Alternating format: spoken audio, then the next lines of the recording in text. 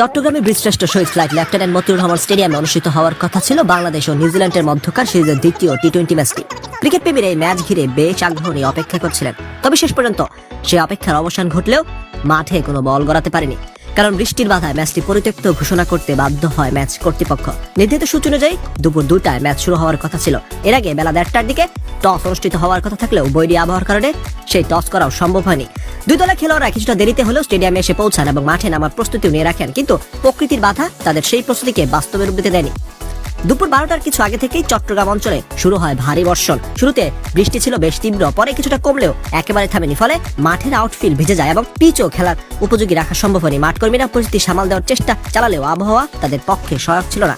ক্রিকেটের নিয়ম অনুযায়ী একটি টি-20 ম্যাচ চালু করার জন্য অন্তত 5 ওভার খেলা হওয়া জরুরি। সেই 5 ওভারের ম্যাচ শুরু করার জন্য সর্বশেষ সময় নির্ধারণ করা হয়েছিল বিকেল 4:50, কিন্তু নির্ধারিত সেই সময়ের মধ্যেও বৃষ্টি পুরোপুরি বন্ধ না হয়, মাঠ খেলার উপযোগী না হয়, ম্যাচ রেফারি শেষ পর্যন্ত ম্যাচটি পরিত্যক্ত ঘোষণা করে। ফলে কোনো প্রতিদ্বন্দ্বিতা ছাড়াই পয়েন্ট ভাগাভাগি করে নিতে হয় দুই দলকে।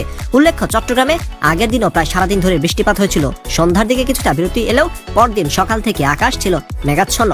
দিনের শুরুতে বৃষ্টি তেমন না থাকলেও দুপুরের দিকে হঠাৎ করে শুরু হয় টানা বর্ষণ, যা শেষ পর্যন্ত ম্যাচ আয়োজনের সব পরিকল্পনাকে ভেস্তে দেয়।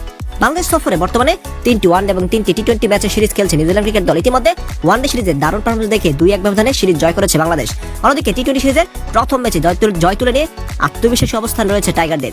দ্বিতীয় ম্যাচটি পরিত্যক্ত হওয়ার ফলে এখন পুরো সিরিজের ভাগ্য নির্ধারণ হবে তৃতীয় ও শেষ টি-20 ম্যাচে। তাই স্বাভাবিকভাবেই শেষ ম্যাচটি হয়ে উঠেছে সিরিজ নির্ধারণী এবং অত্যন্ত গুরুত্বপূর্ণ একটি লড়াই। ক্রিকেট প্রেমীদের দৃষ্টি এখন সেই ম্যাচের দিকেই থাকবে।